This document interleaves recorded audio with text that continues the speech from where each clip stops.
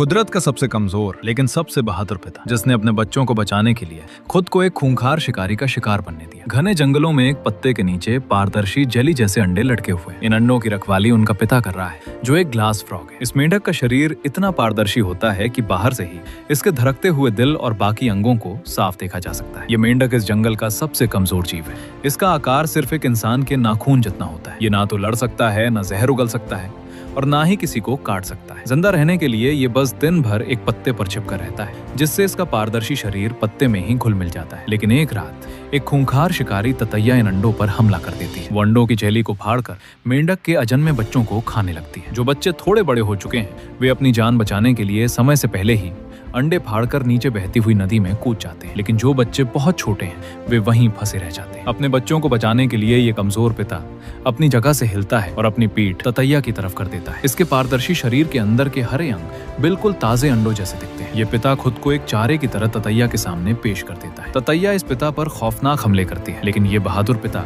अपने बच्चों के आगे ढाल बनकर खड़ा रहता है और पीछे नहीं हटता। भले ही कुदरत ने इसे लड़ने के लिए कोई हथियार नहीं दिया, लेकिन बच्चों के लिए जान दांव पर लगाने का जज्बा इस छोटे से मेंढक को जंगल का सबसे महान पिता बना देता है।